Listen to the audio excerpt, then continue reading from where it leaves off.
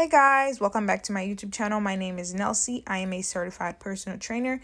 If you're new here, welcome. So today's video, we're going to be talking all about the hip thrust. So we're going to be talking about the do's and the don'ts of the hip thrust.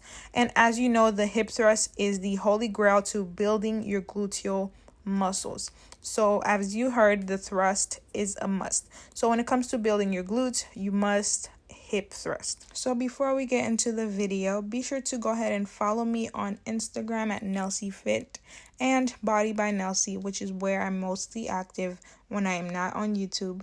So with that being said, subscribe to my channel, like and comment so you can get more videos like this. And I also wanted to talk about some accessories that you will need before you start hip thrusting. So you're going to need a barbell pad to protect your hips from the bar. Then you're going to need to amplify some resistance bands into your workouts once you get comfortable with performing the hip thrust, because the resistance bands will add some extra resistance to your exercise to help build and tone your glutes even more. So let's get into the video. I hope you guys enjoy it, and let's get to learning.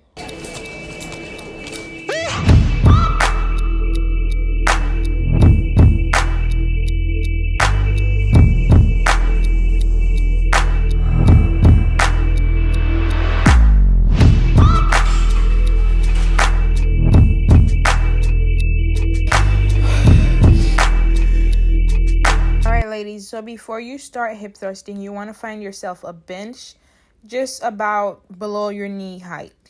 And once you get your bench, you want to find yourself a bar. So an Olympic bar will work. You can use a dumbbell, whatever. But I usually prefer to use the barbell instead.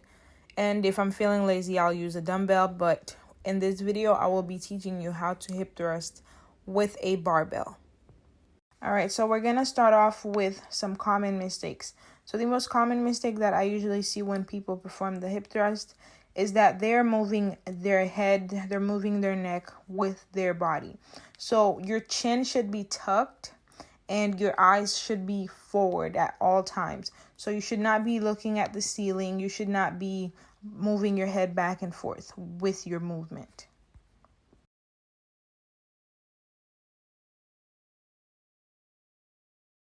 All right, so another common mistake that I notice is that you're having your legs way too close. So your feet at the bottom are way too close to your body. So the purpose of the hip thrust is to target the glutes at full hip extension.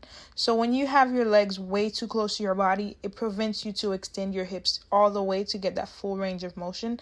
So you want to have your legs a little bit farther out.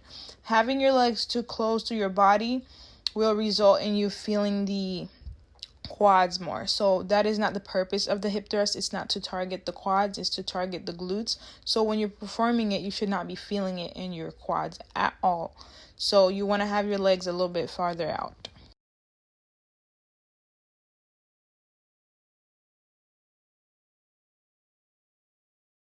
Another common mistake is doing it on the soles of your feet or your tippy toes. So you shouldn't be on your tippy toes at all. Like your heels should be planted to the floor at all times. So by doing this, it prevents you from feeling the contraction in your glutes like you're supposed to.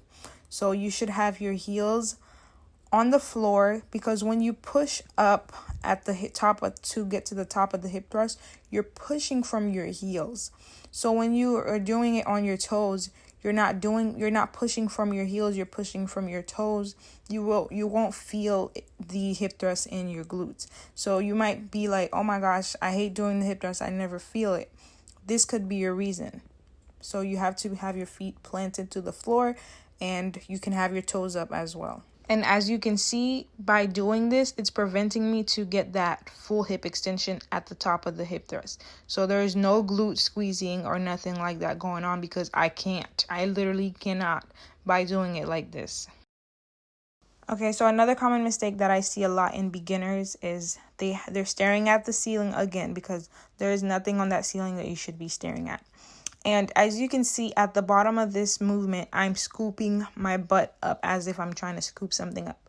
You shouldn't be doing that because it results to you arching your back at the bottom and your core isn't tight. So you have to brace your core in order to keep your back from arching. And your torso is flared. It shouldn't be flared. It should be tucked in. You should be facing forward with your chin tucked. And you should have this movement should be controlled and not too fast. And the reason for this is once you add on more weight to this movement, when you have the bar on your hips and you have your plates on each side, when you do it like this, you will have a lot of back pain. And take it from me, I've made a lot of mistakes in the gym, and this is why I can make these videos for you guys, because I have experience from doing things that I should not have been doing, and now I know right from wrong. So this will result in a lot of back pain. So if you complain about having back pain when you perform the hip thrust, it could be because you're not bracing your core and you're arching your back at the bottom. So check your form. Okay, so I have one more mistake for you guys, because I'm not sure if I touched on every mistake, because if we did, this video would be like 30 minutes long. But we talked about having your legs way too close to your body. This is having your legs way too far from your body. This results to you having the upper part of your back on the bench, which should not be. And this is just totally wrong. Like, you will not be targeting your glutes. So if you catch yourself doing it like this, just pack your stuff up and go home, because the gym is not for you. I'm just kidding. So you want to have your core braced. As you can see, I still have that arch in my lower back, and I know it's not because my butt is just hanging down there. You know, that could be it. But I still have that arch in my lower back. So you shouldn't have that. And your chin is not tucked when you do it like this. And you're just not going to feel it in your glutes, because when your legs are farther away from your body, it's harder for you to push from your heels. Like I said before, when you perform the hip thrust, you're pushing from your heels. So having your legs way farther away from your body makes it harder to push from the heels, which will result in you not feeling the exercise and not performing the exercise at its full potential.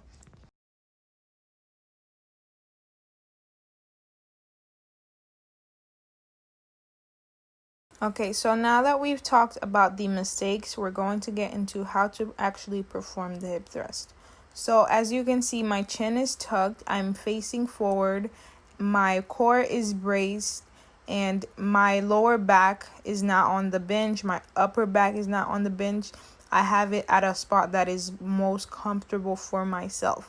So as you can see, when I get to the top, I'm squeezing my glutes, and I do not have that arch in my back because my core is tucked in and it's braced.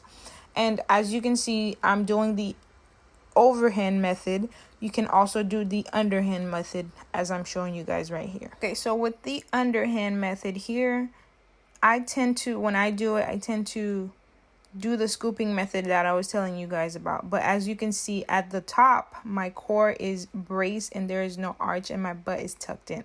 There's nothing wrong with doing it this way, but I prefer moving my entire body. So as you can see, I'm moving my entire body with the bar. So when you do it this way, you're just moving your lower body, which is not entirely wrong, but for me, I just prefer to move my entire body because it takes less stress off my lower back.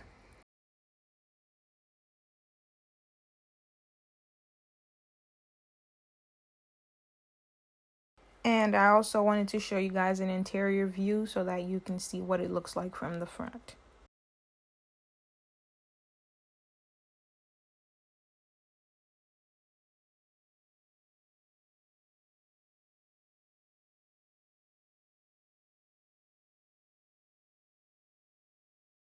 And this is just how you set it up, in case you didn't know. It's really not that hard. It can be tiring the more weight you put on there, because you have to put them on and take them off when you're done. But it's really not that hard. Okay, so when performing the hip thrust, you want to make sure on your bar, just like any exercise, if you're squatting, you're deadlifting, you want to have clips on each end of the plate. In case the plates slide off because of any imbalances, you want to have your clips on each side. So at this apartment gym, I didn't have a barbell pad, and I don't own any barbell pads unless it's a Body by Nelsie barbell pad, which will be in the works pretty soon because right now I only have resistance bands. But if you don't have a barbell pad, you can use a t-shirt or a mat. I planned on using that blue mat, but it was way too big.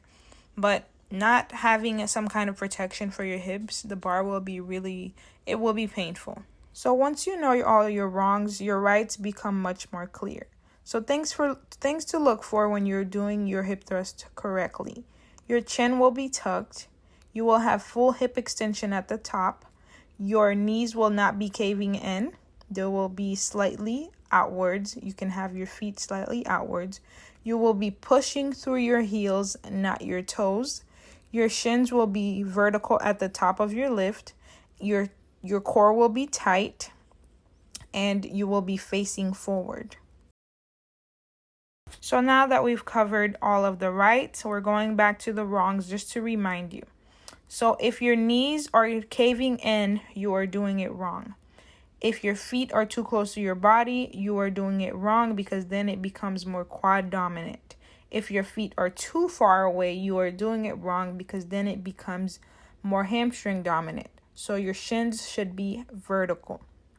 You should not be pushing through your toes. You should be pushing through your heels. If your neck is not aligned with your body, you are doing it wrong. You should not be staring at the ceiling. Your chin should be tucked. If you are not getting full hip extension at the top, you are doing it wrong.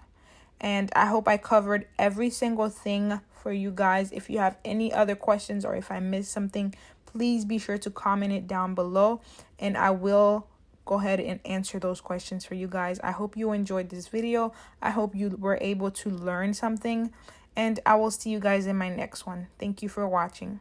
Mwah.